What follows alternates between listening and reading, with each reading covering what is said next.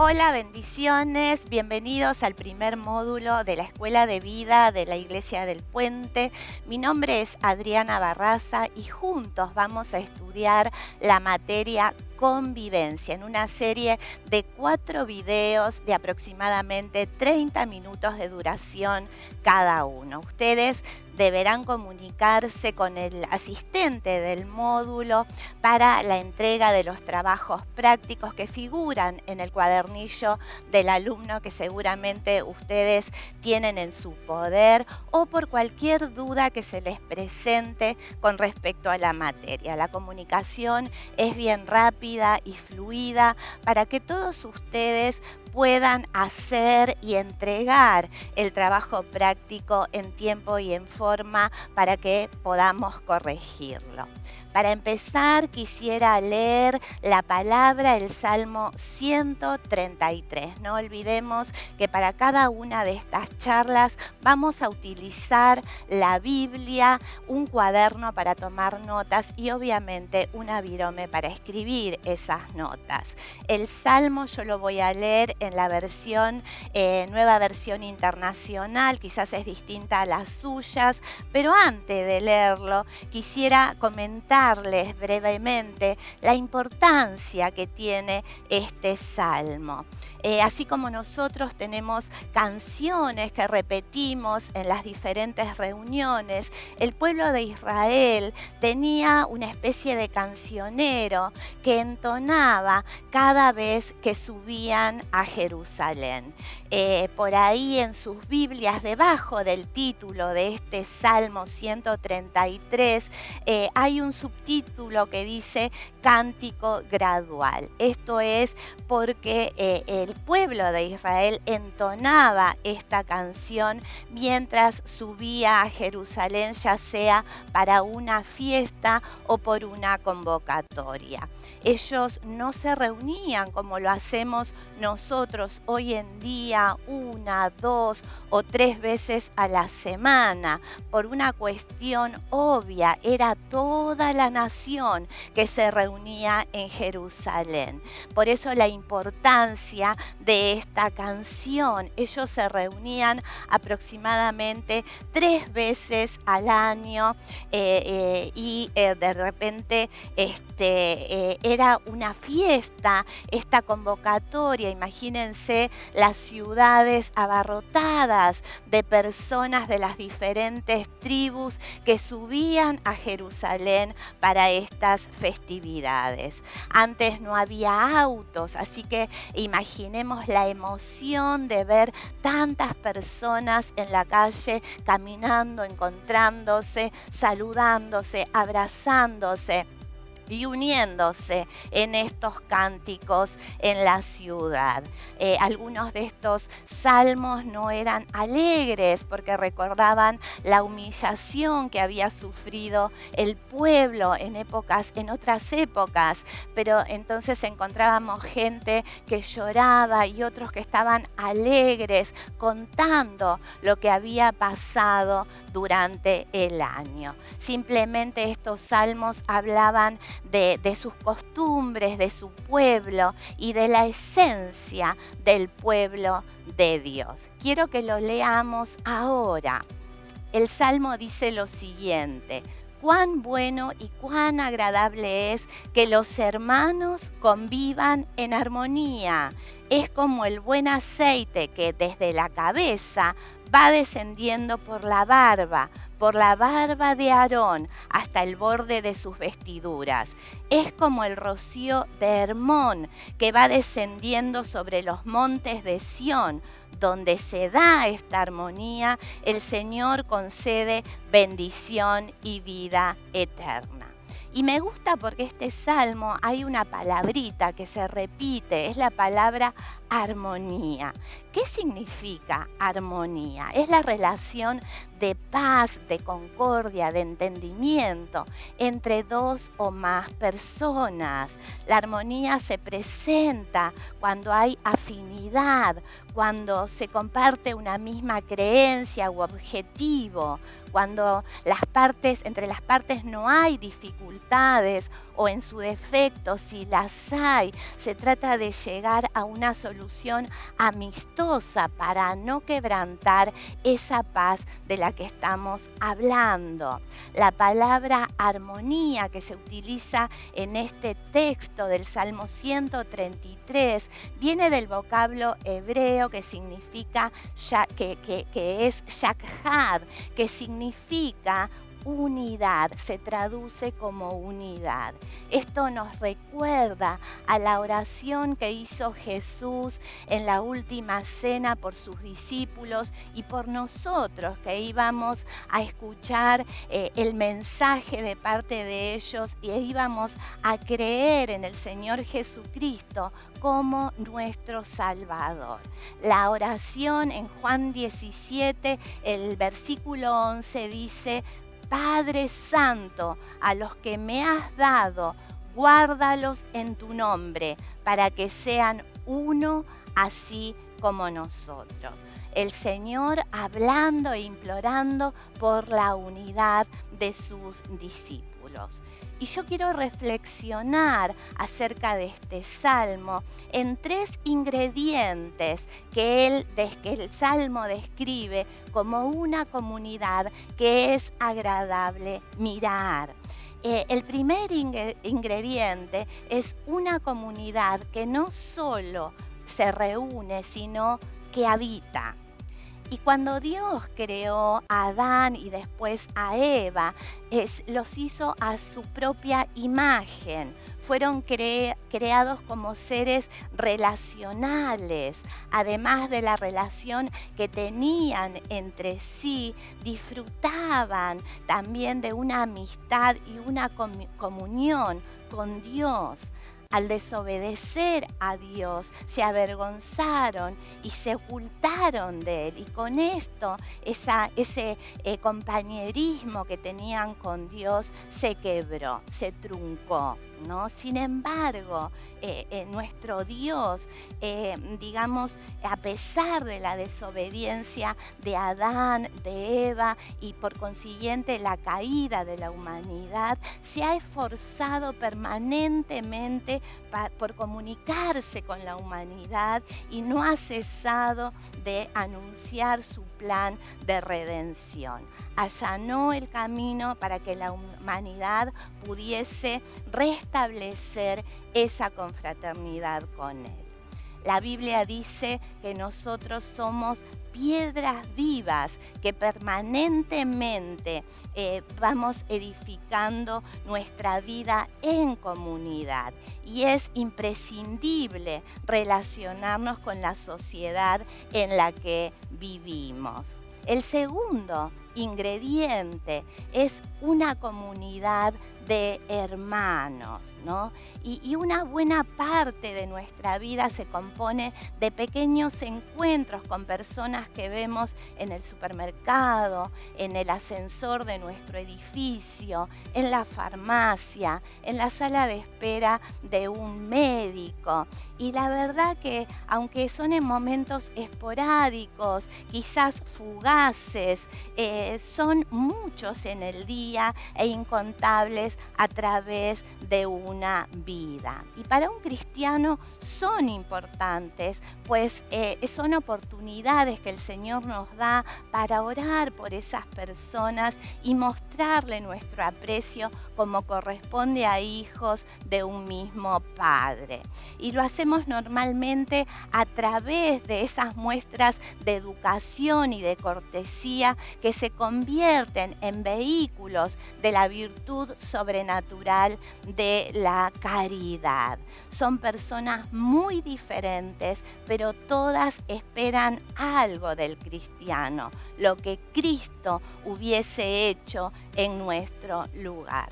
Nuestro pastor en este tiempo nos está predicando de la paternidad de Dios y de la gran orfandad que nosotros notamos en los individuos y en las familias que componen nuestra sociedad. La verdad que la obra de Cristo y el sufrimiento que Él padeció en la cruz del Calvario por cada uno de nosotros es para reconciliarnos con el Padre y formar formar todos una gran familia. Nosotros fuimos diseñados para impactar la atmósfera de donde el Señor nos colocó. La imagen de la familia es para que nos acerquemos con confianza al Padre y a nuestros hermanos. Estamos hablando de una comunión no solo con el ámbito de la iglesia, sino que tenemos que confraternizar con aquellos que no conocen al Señor para poder llevarles el mensaje y atraerlos a Cristo. Lamentablemente, por el vértigo del día a día, ¿no es cierto?, por la cantidad de ocupaciones, nos olvidamos que tenemos un Padre y que tenemos hermanos, pero debemos revalorizarnos como hermanos y no menospreciar la obra del Señor en la cruz del Calvario. El tercer ingrediente es una comunidad que no solo está junta, sino que está en armonía. No es lo mismo estar juntos que estarlo en armonía. Hay familias que están juntas, pero es un caos. La familia viven peleándose. De más está decir que si vemos la televisión, algún medio de comunicación, vemos que hay una ola de femicidios que nos aterra verdaderamente de lo que está sucediendo, ¿no es cierto?, en las parejas, en nuestra sociedad.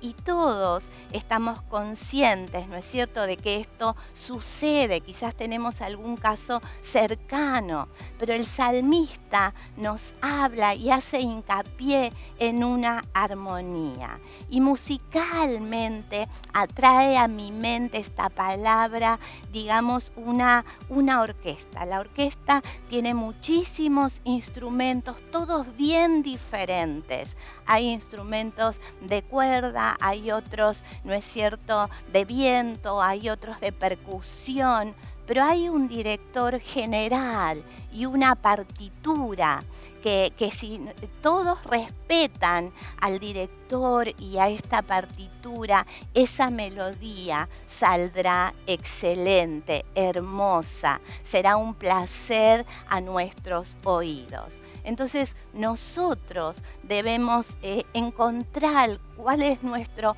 lugar en el plan de Dios y unirnos en ese plan para que se lleve a cabo. Es un gran desafío porque debemos transmitir a Cristo a través de esta unidad.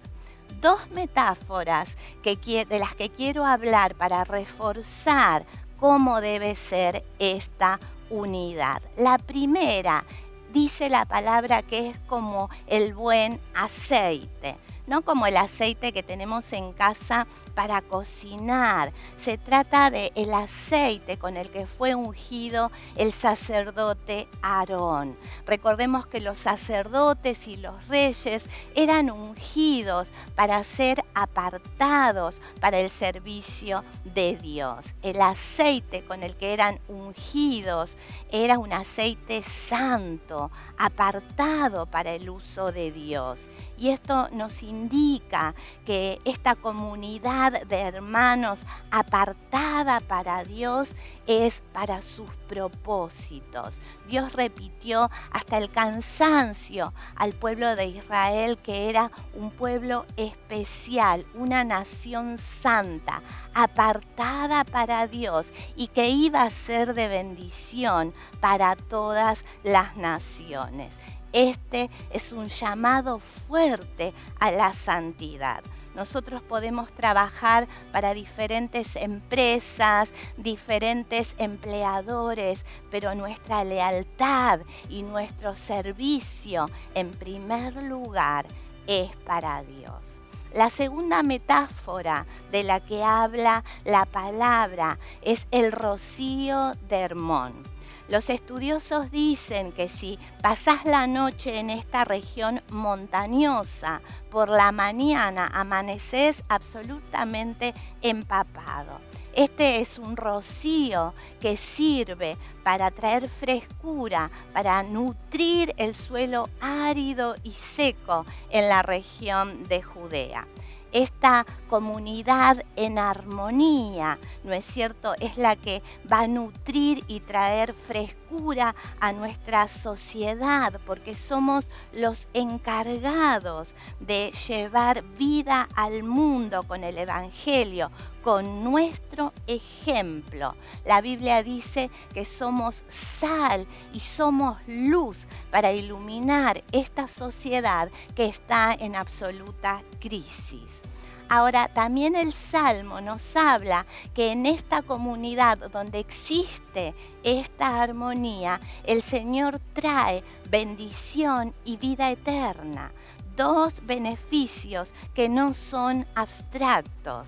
Los que hemos recibido o bendecido, los que hemos sido bendecidos por el Señor, podemos ponerle nombre a esas bendiciones. Familia, casa, quizás un auto, salud, felicidad, soporte en los momentos de prueba. Es decir, no tenemos problemas para definir lo que es la bendición de Dios. Ahora, cuando se trata de la vida eterna, tenemos un problema para visualizarla. Pero para que nos sea más fácil, yo te propongo que pienses en una gran fiesta donde se encuentren esas personas con las que te gusta estar, disfrutar, esas personas que te hacen sentir pleno y que te hacen agradecer por la vida. Así se compara la vida que tendremos por la eternidad, todos ellos juntos. Qué placer que va a ser estar en ese lugar. Ahora, en esa comunidad en armonía se puede palpar esa plenitud futura, ¿verdad? Cuando estamos juntos y en armonía.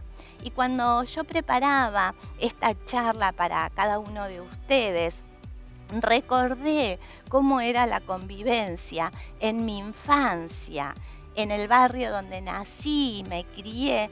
Todas eran personas de trabajos, mis vecinos. La mayoría de ellos estaban construyendo sus casas.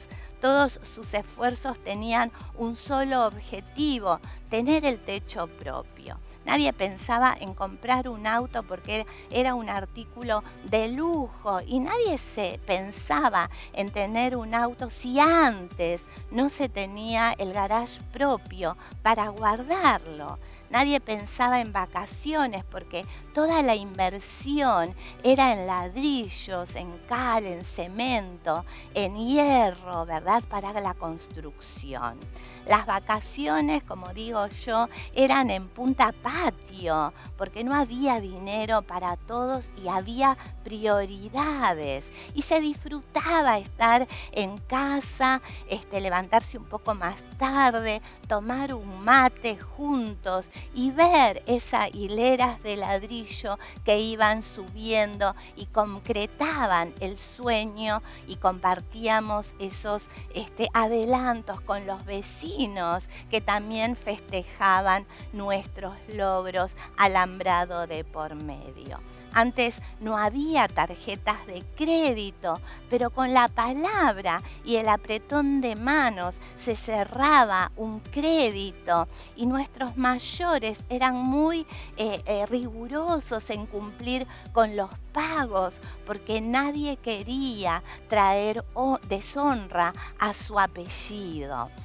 Cuando un vecino necesitaba ayuda, todos nos conocíamos, no hacía falta demasiada convocatoria, sea día de semana, después de trabajar, días feriados. Todos estábamos para ayudar al vecino a subir un tanque al techo, para edificar, para levantar, para hacer fuerza, para entrar materiales. Todos eran uno. todos nos conocíamos. Cuando alguien estaba enfermo, siempre había algún vecino o vecina que supervisaba la mejoría, que iba a comprar los medicamentos, que cuidaba de los niños, que compraba o que preparaba un plato de sopa, ¿verdad? Pero siempre había uno que se encargaba de estas cosas. Se pedía permiso para jugar en la calle a la hora de la siesta. Se respetaba la propiedad privada. Y yo recuerdo los días de verano, después de cenar, los vecinos se juntaban en la calle con largas horas de charla, tomando un café y viendo a los niños jugar en la calle o andar en bicicleta. Si hacemos un pantallazo con la sociedad actual, podemos darnos cuenta de cómo han cambiado las cosas y las épocas. Martin Luther King hace tiempo decía que los seres humanos hemos aprendido a volar como pájaros, a nadar como los peces, pero hemos olvidado el difícil arte de convivir como hermanos. Sigue siendo hoy en día una asignatura pendiente el desarrollo de la fraternidad a nivel individual, social, económico y político. La falta de valores y de principios incitan a la corrupción, a la delincuencia, a la discriminación, la opresión, que son partes de la realidad de nuestra sociedad. Todavía es necesario que aprendamos a comportarnos fraternalmente como hermanos. La convivencia consiste en el respeto mutuo entre las personas, las cosas y el medio en el cual vivimos y desarrollamos nuestra actividad diaria.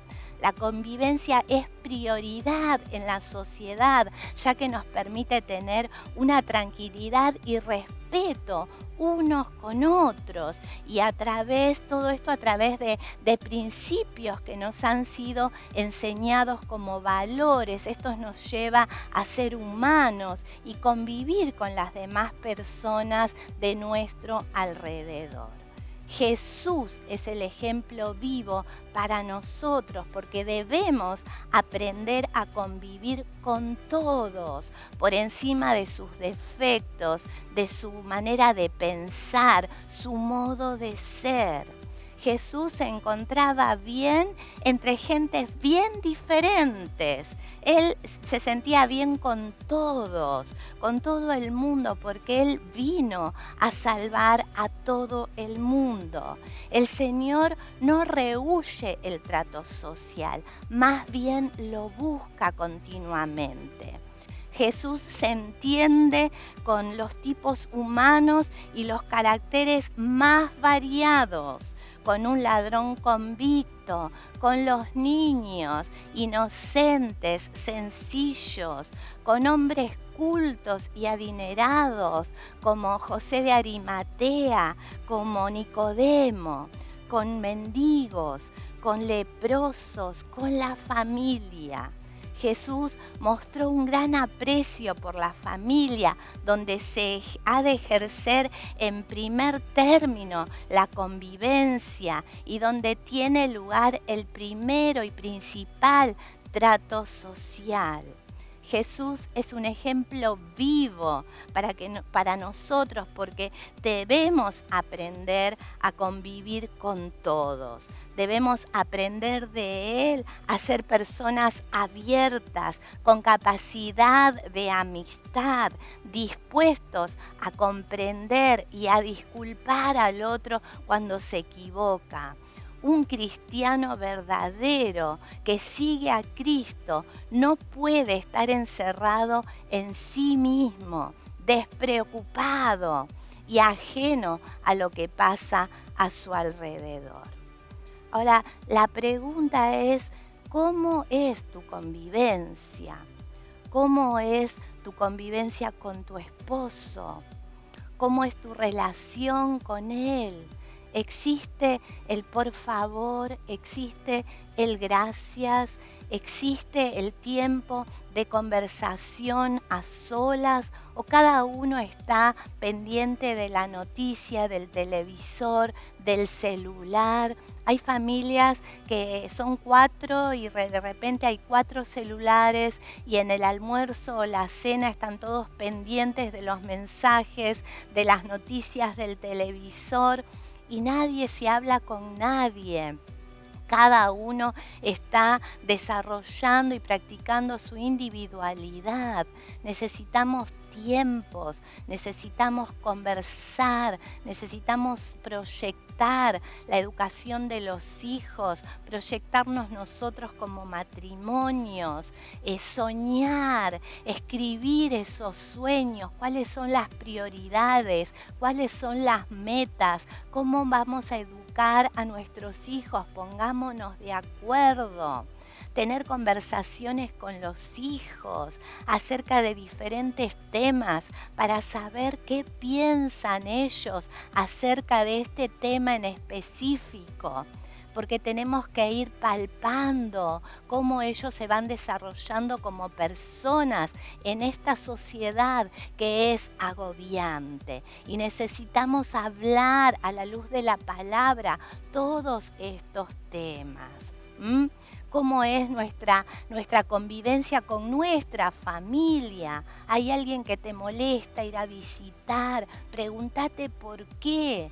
Porque vos sos luz y sos sal para llevar el evangelio a ese lugar. La gente te está mirando cuál es tu actitud, cómo te manejás en diferentes situaciones. Y estamos llamados a poner paz a donde hay caos. Entonces somos mensajeros de Cristo en el lugar donde Él nos pone.